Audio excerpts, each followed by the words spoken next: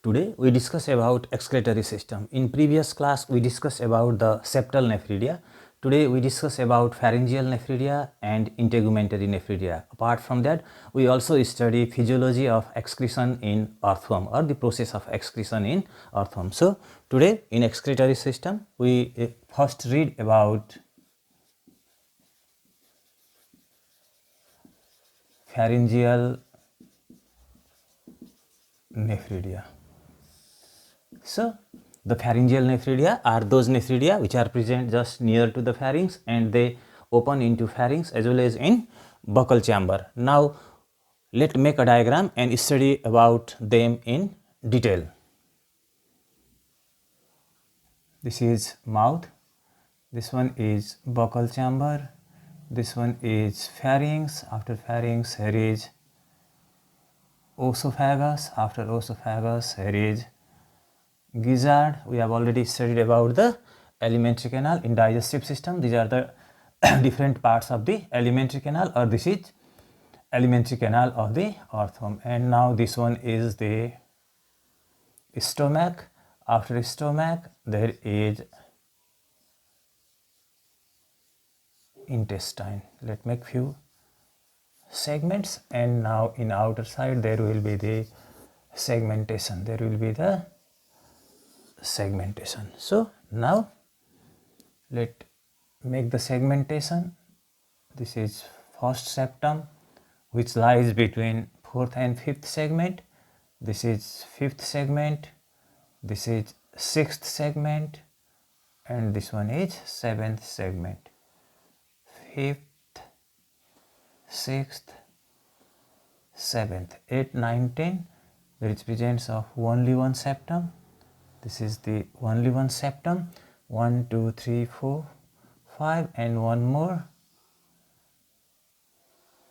septa. So this is fourth segment, this is fifth, this is sixth, this is seventh, here 8th, 9th, 10th. Now this is the 11th segment, this is 12th segment, this is 13th segment, and this is the 14th segment. So on another side, this side also, these are the segments. Now after that, this is 15th segment, this one is the 16th segment, this one is the 17th segment, and then this is 18th segment, and here is the 19th segment, 20th segment, 21st and 22 segment. Now let's make the clitellum. This is 14th, 15th, and this one is the 16th segment. 14th, 15th and 16th means the clitellar region. This is the clitellar region, 14th, 15th and 16th segment. Now we have already studied about the septal nephridia in previous class, and in septal nephridia we have studied that the septal nephridia, they are present behind the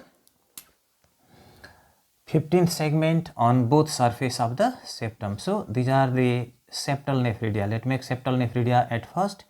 These are the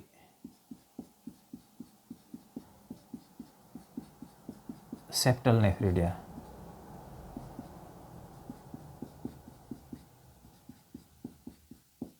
In septal nephridia we have studied that they are present on both surface of septum lying behind 15th segment.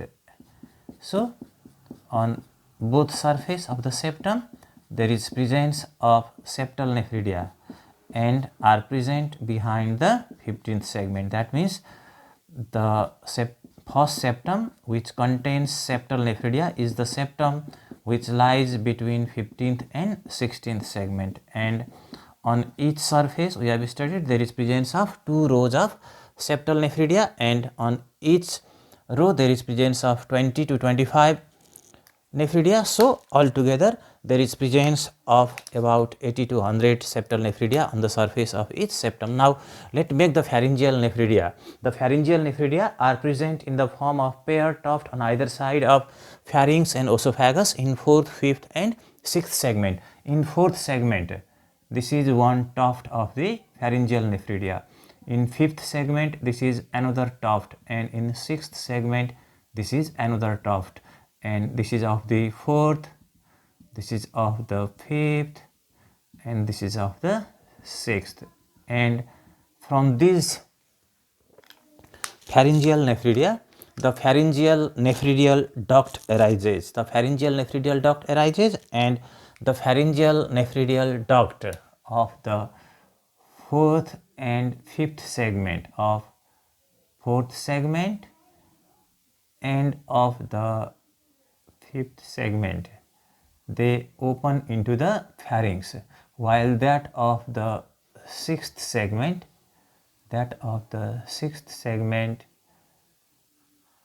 open into the buccal chamber. Let make on the another side also. This is one pharyngeal nephridial duct, and this is another pharyngeal nephridial duct, and the another pharyngeal nephridial duct of the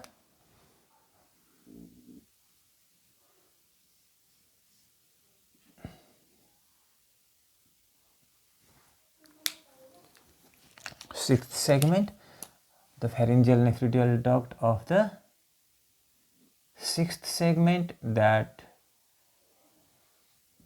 open into the buccal chamber. So these are the pharyngeal nephridia. Now let name them. These ducts are called as pharyngeal nephridial duct, and all these red colored structure, this and this, these are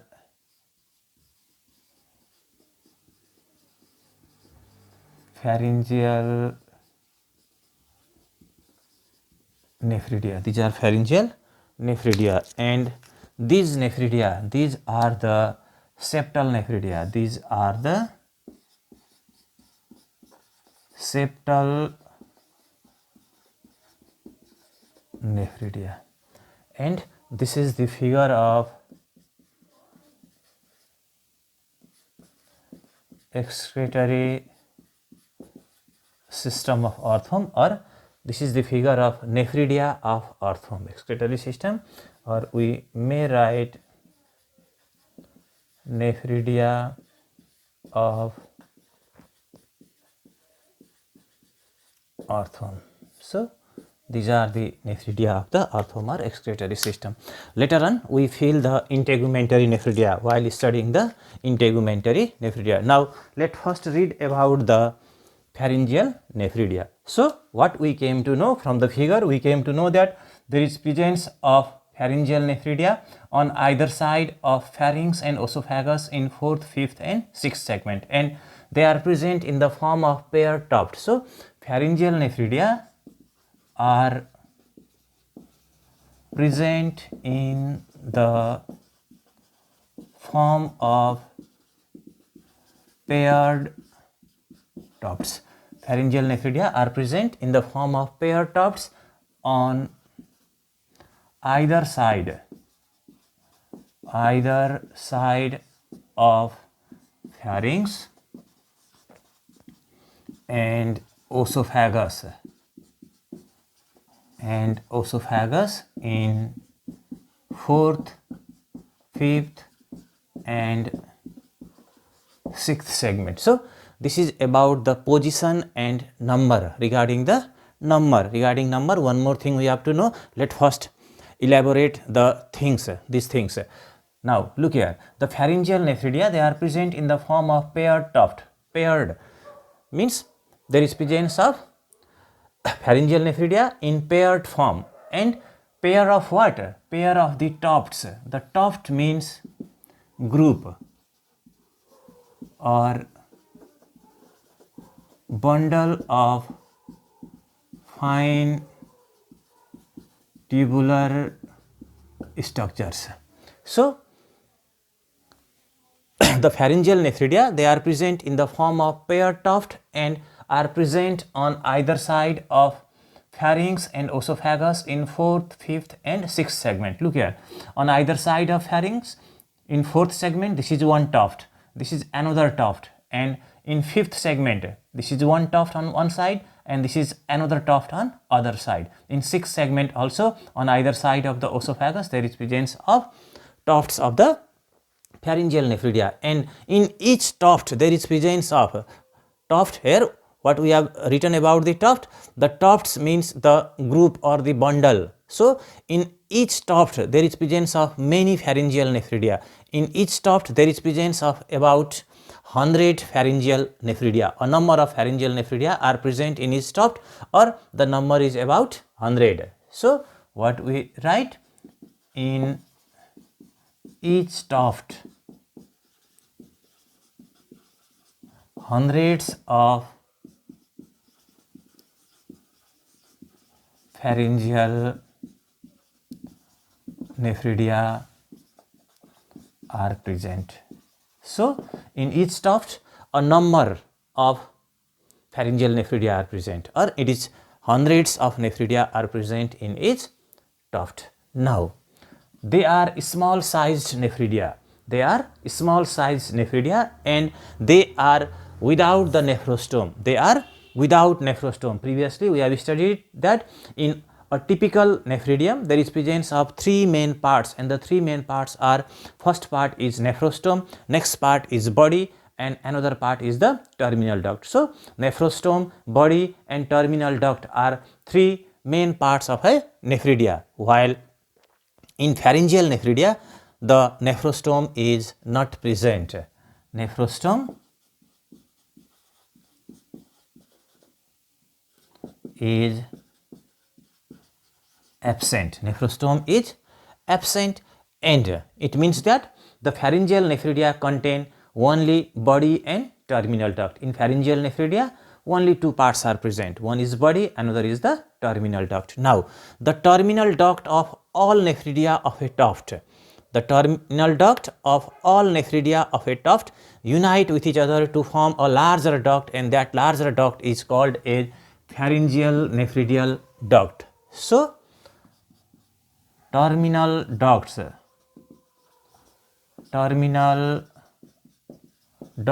of all nephridia of a tuft unite with each other to form pharyngeal nephridial duct, and the pharyngeal nephridial ducts, they move towards the anterior side. The pharyngeal nephridial ducts move towards the anterior side, and the pharyngeal nephridial ducts of 4th and 5th segment open into pharynx, while that of 6th segment open into buccal chamber. The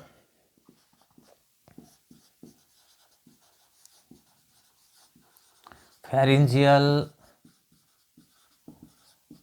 nephridial ducts of 4th and 5th segments, open into pharynx, while of 6th segment open into buccal chamber. So, the pharyngeal nephridia also open into the alimentary canal. That means the terminal ducts of pharyngeal nephridia finally opens into buccal chamber and pharynx.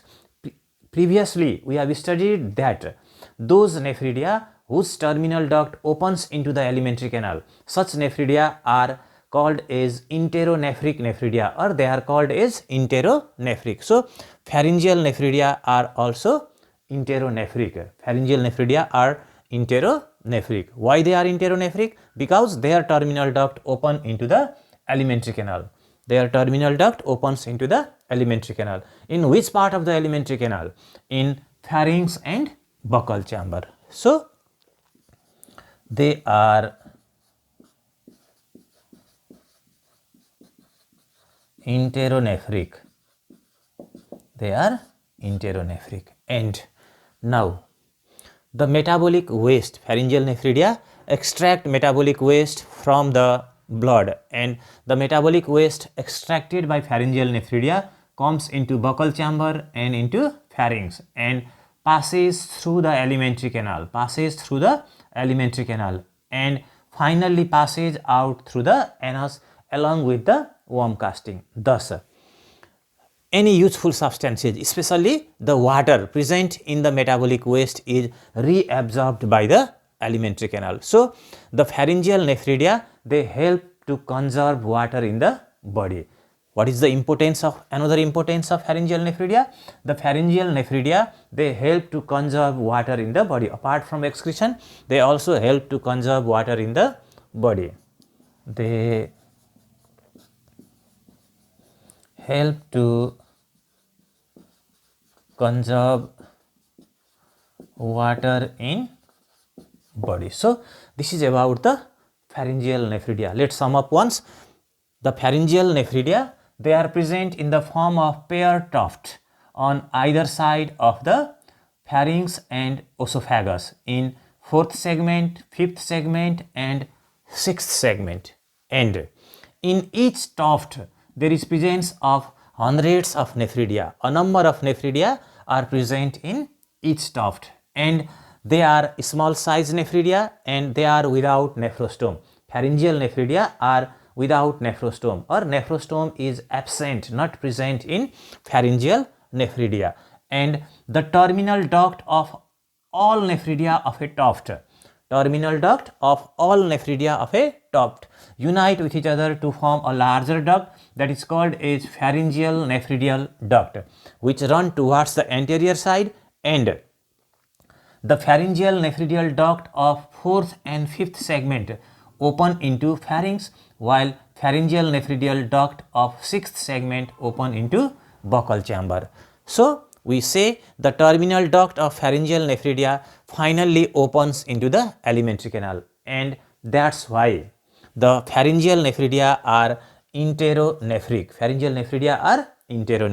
And another one importance of the pharyngeal nephridia is that they help to conserve water in the body. It means that the metabolic waste extracted by the pharyngeal nephridia passes into buccal chamber and pharynx, and from buccal chamber and pharynx it passes through the alimentary canal, and finally is passed outside along with worm casting through the anus, and during the course the water present in the metabolic waste is reabsorbed in the alimentary canal. So, they help to conserve water. Now, we read about the integumentary nephridia.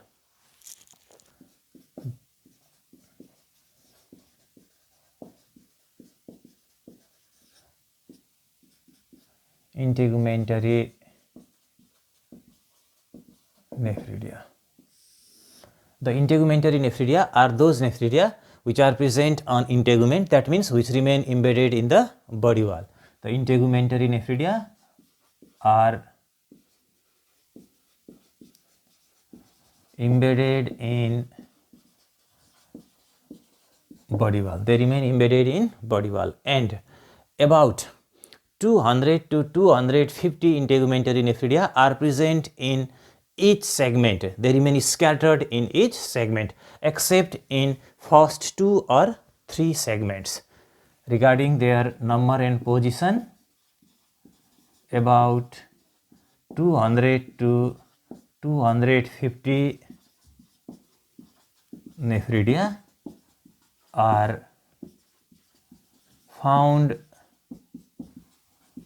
scattered in each segment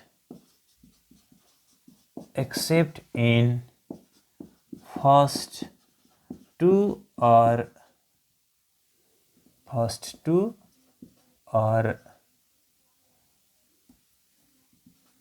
three segments.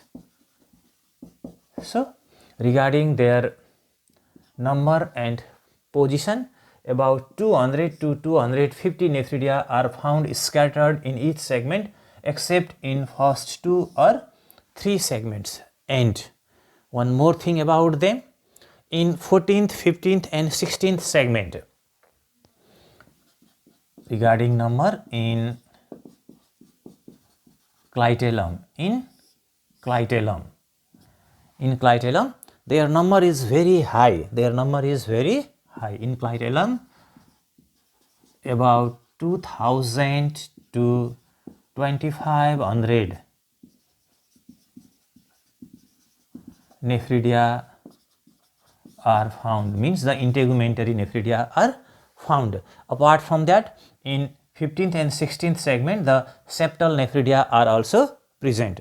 As the number of nephridia is very high in clitellum, this clitellum is called as,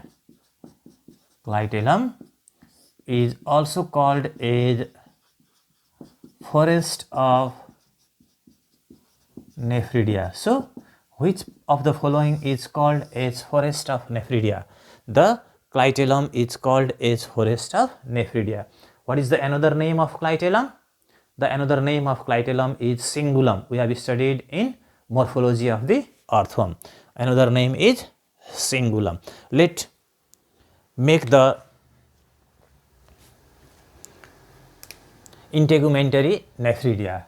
From here we make, from the third segment we are making it. In all segment, about 200 to 250 nephridia remain scattered. These are the integumentary nephridia. These all are integumentary nephridia.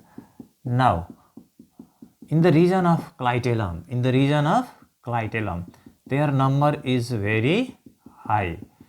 We have studied about their number, about 2000 to 2500. That means 700 plus integumentary nephridia are present in each segment.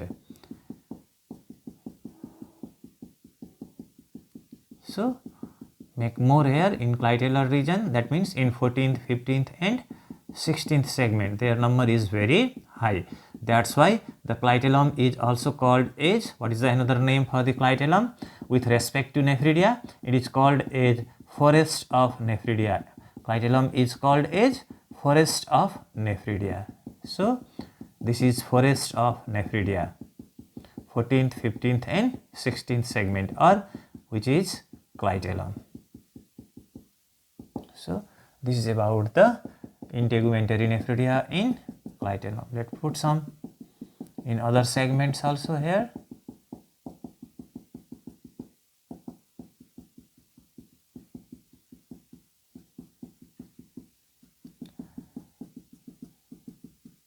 So all these are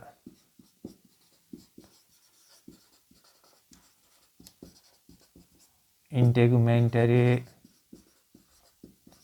nephridia, and this part, this three segment clitellum is called a forest of nephridia. This part is called as forest of nephridia. Now regarding the integumentary nephridia, they are smallest nephridia of earthworm. They are smallest nephridia of earthworm. They are smallest nephridia of earthworm and are without nephrostome. They are also without nephrostome. In Earthworm, only the septal nephridia, which are the typical or the largest type of nephridia in Earthworm, they are with nephrostome. Otherwise, the pharyngeal and integumentary, they are without nephrostome, are V-shaped. They are V-shaped, and the terminal duct of integumentary nephridia directly open outside by nephridiopores. So, their terminal duct directly open outside, their terminal duct directly open outside, their terminal duct directly open outside by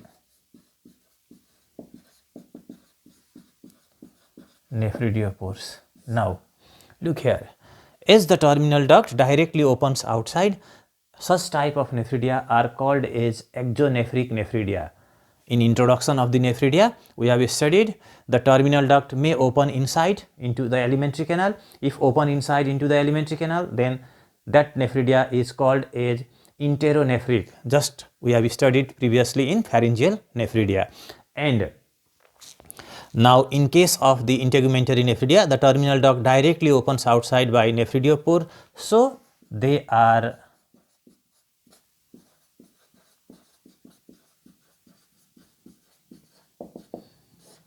exonephric. The only one type of nephridia which are exonephric in Earthworm are integumentary nephridia. Pharyngeal and septal are enteronephric. Only the integumentary are exonephric, and in case of integumentary nephridia, the metabolic waste extracted by them directly passes out through the nephridiopores. So, what we have studied in integumentary nephridia, they are present on integument, that means they remain embedded in the body wall of the earthworm. And regarding their number and position, we have studied about 200 to 250 integumentary nephridia are present in each segment, except in first 2 or 3 segments. Generally, they are not present in first 2 segments. Sometimes they may be absent in first 3 segments, and they remain scattered on the segment. 200 to 250 integumentary nephridia remain scattered in each segment except first 2 or 3 segments. However, regarding their number in clitellar region, that means in 14th, 15th and 16th segment, their number is very high, about 2000 to 2500 integumentary nephridia are present. And as the number of nephridia is very high in clitellar region, the clitellar region is also called as forest of nephridia. In this region, internally on the surface of septum, there is also presence of septal nephridia. So, number is very high, and the clitellar region is called as forest of nephridia. They are small V-shaped nephridia. They are small, not only small, they are the smallest type of nephridia in earthworm. They are V-shaped, they are without nephrostome, and their terminal duct directly open outside by nephridiopores. So, they are exonephric type of nephridia. Now, we read about the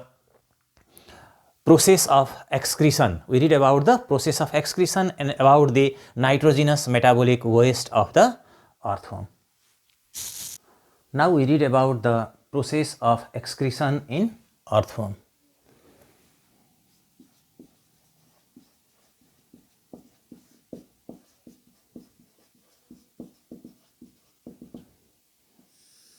Now, in case of septal nephridia,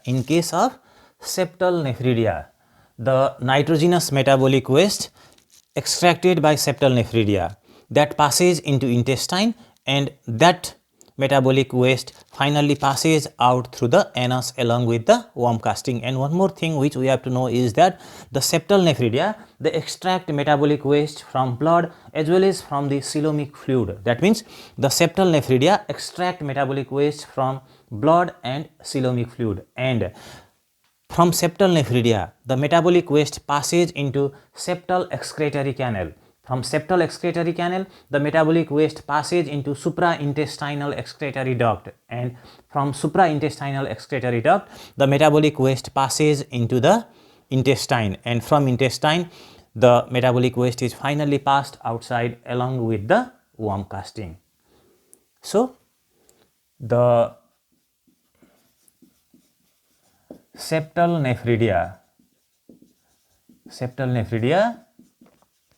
extract metabolic waste from coelomic fluid and blood. Septal nephridia extract metabolic waste from coelomic fluid and blood. Then metabolic waste, the metabolic waste passes into from septal nephridia, that means from the terminal duct of the septal nephridia, the metabolic waste passes into septal excretory canal. Previously, while studying the structure of the septal nephridia, we have studied that they are appear in number in each segment, and from septal excretory canal, the nitrogenous metabolic waste passes into supraintestinal excretory duct. They are also a pair in number, and from supraintestinal excretory duct, the metabolic waste passes into intestine, and from intestine it passes out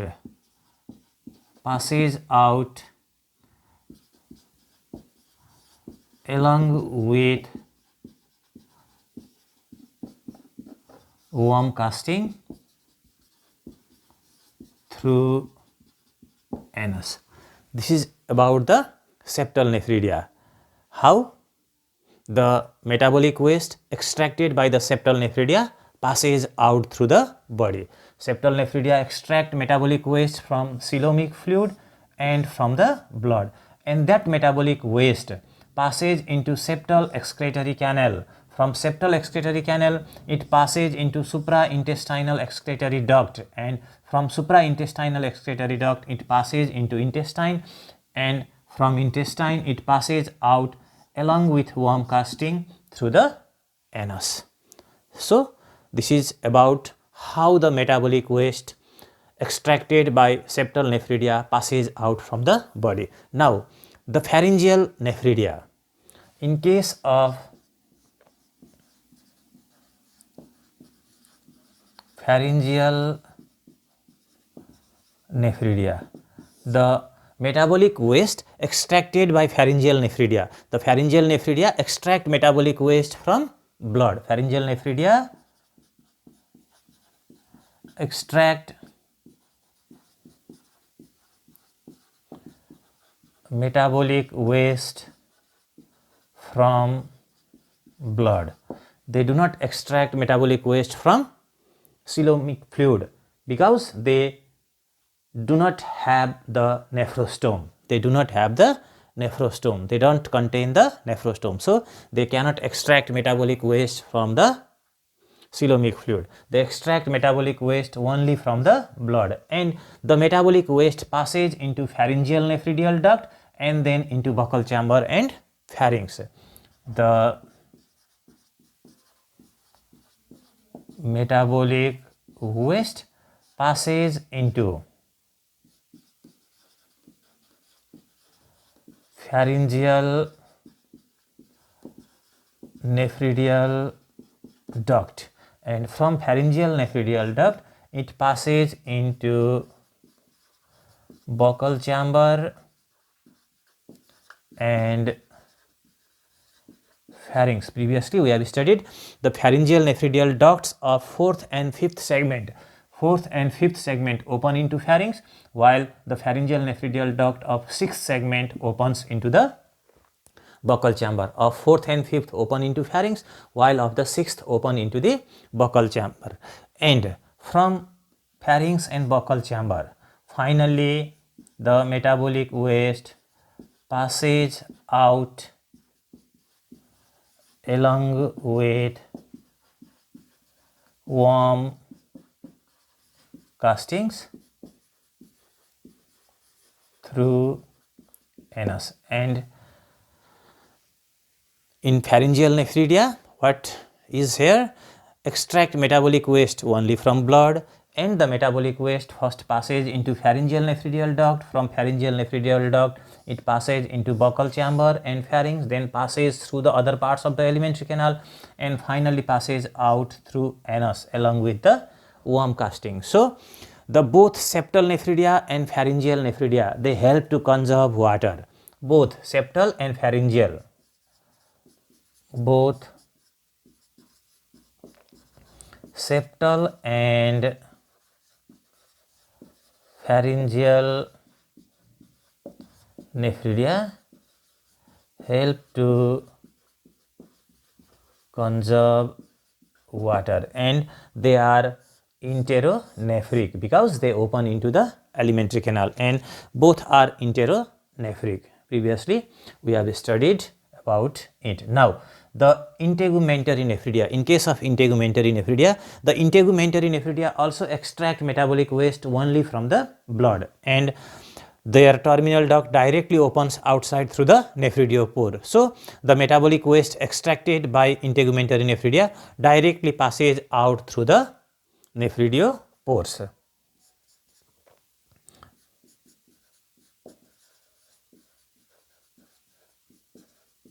Integumentary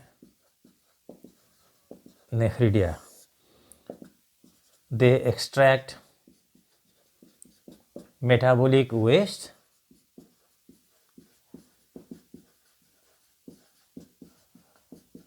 only from blood. This is due to that they don't contain the nephrostome, they are also without the nephrostome. The integumentary nephridia extract metabolic waste only from blood because they are without nephrostome, and the metabolic waste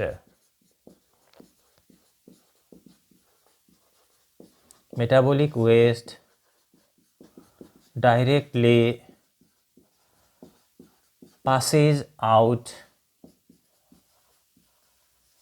through nephridiopore.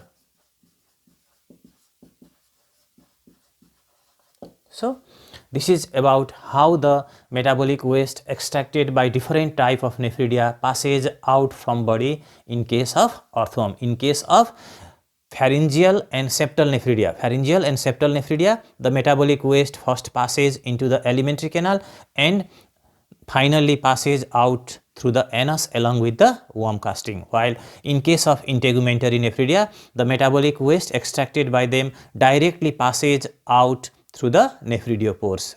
And one more thing, pharyngeal and septal are enteronephric, integumentary nephridia are exonephric, and the integumentary and pharyngeal nephridia extract metabolic waste only from blood, while the septal nephridia extract metabolic waste from blood as well as coelomic fluid. Now we read about the nature of the nitrogenous metabolic waste. Now we read about the nitrogenous metabolic waste of the earthworm. In earthworm,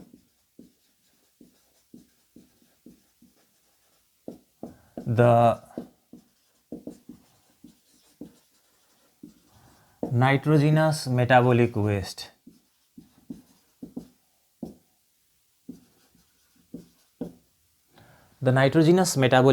of earthworm, it consists of about 40% urea, 20% ammonia and 40% other different nitrogenous substances, mainly different type of the amino acids are present. The metabolic waste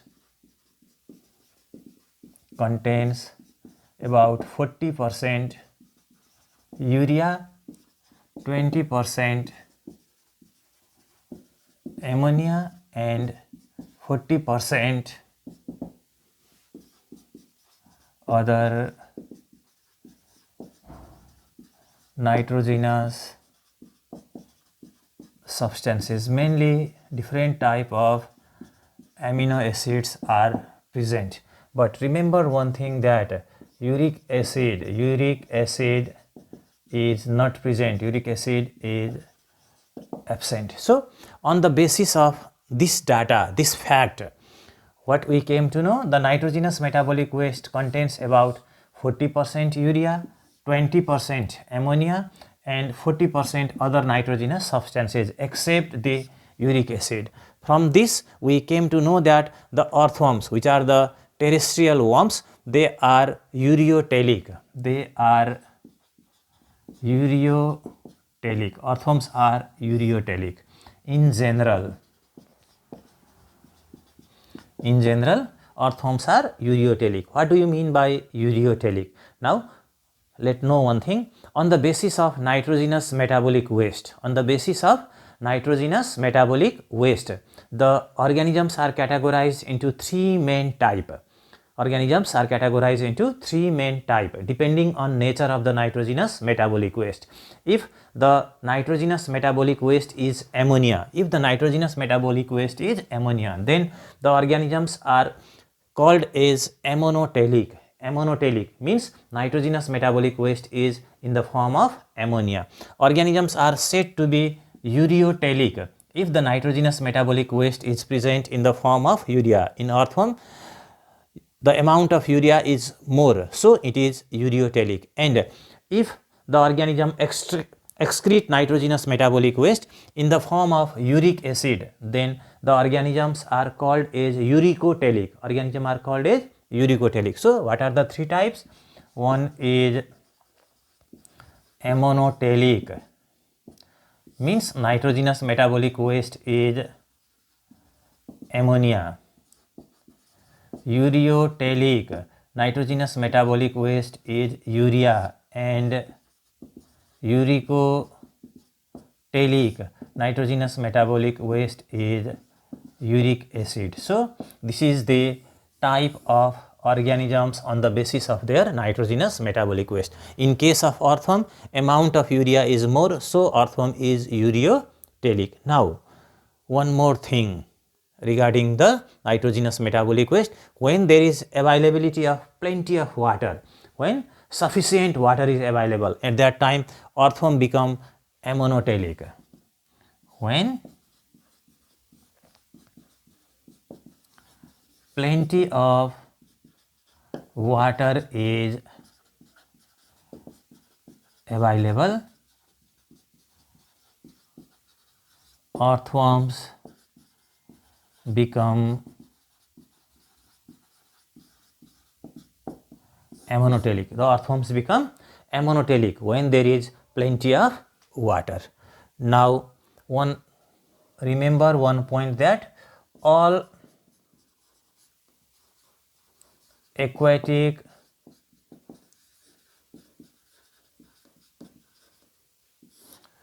oligochaetes are ammonotelic. The earthworms are terrestrial, so they are ureotelic. But earthworm is not true ureotelic. Because the nitrogenous metabolic waste also contains some amount of ammonia. So this is about the excretory system of the earthworm.